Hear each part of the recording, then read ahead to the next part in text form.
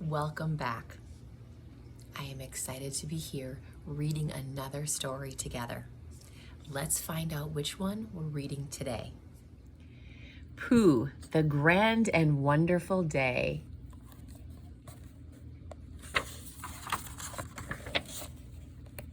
It was a sparkling morning in the 100-acre wood, the sort of day that makes a Pooh Bear want to say hello to the sun, the birds in the trees, and especially to the honey pot waiting in the cupboard. As he tumbled out of bed, Winnie the Pooh remembered that a grand and wonderful thing was going to happen on this day. But, being a bear of very little brain, Pooh could not remember what. Perhaps a mouthful of something golden and sweet would help, he said to himself. Although the honey was yummy in Pooh's tummy, it did nothing to jog his memory. So Pooh decided to call on Piglet. Perhaps Piglet would know what grand and wonderful thing to expect. On his way, Pooh sang to keep himself company. How nice it is to be able to say, even when you don't know what, that something grand will happen today, the wonderful thing you forgot. And a grand and wonderful thing will happen today, rum tiddly tiddly tum. Pooh's song ended just as he got to Piglet's house. He knocked on the door. Surely 3 knocks should be enough, Pooh thought to himself, but he knocked once more for good measure. No one was home. Maybe Piglet has gone to visit Rabbit, said Pooh. Pooh knocked 3 times at Rabbit's door, then 3 more times in case Piglet was there. But there was no one home to say, "Hello, Pooh. We were hoping you would come along." Or better still, "Hello, Pooh. We've been saving a little something for you, just in case." "Dear, dear," muttered Pooh, scratching his head. "Something grand and wonderful will happen today, but no one will know it but me. Things are always so much more grand and wonderful when your friends are there to share them, I always say." So Pooh Bear continued on to the sandy pit. He was hoping to find Roo playing there, with Kanga watching over him. But when he arrived, there was no Kanga and no Roo. "I know," thought Pooh. "Kanga and Roo are probably sharing a tasty little something to tide them over until lunch. If that's the case, company will be just the thing." When there was no answer at Kanga and Roo's, Pooh did not know what to think. Suddenly, he saw bouncing something ahead. Pooh hoped that it would be his good friend Tigger. But the bouncing something turned out to be nothing more than some leaves swept by a breeze. By the time he got to Owl's treehouse, Pooh's tummy was beginning to grumble.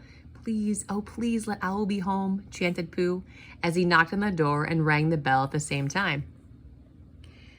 But by now, Pooh was really not surprised to find that there was no one home at Owl's house either. Now, this was quite a lot of disappointment for one bear in one day. But Pooh refused to give up hope. He kept on walking until he arrived at the rather sad and boggy place where Eeyore lived.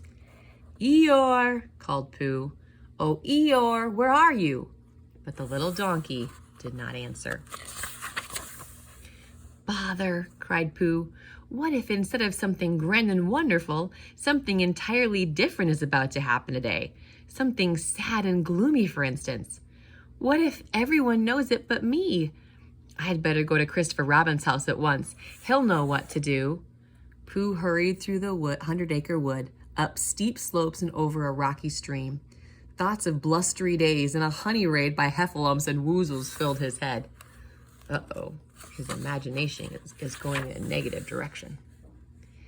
By the time Pooh arrived at Christopher Robin's house, he had become quite upset.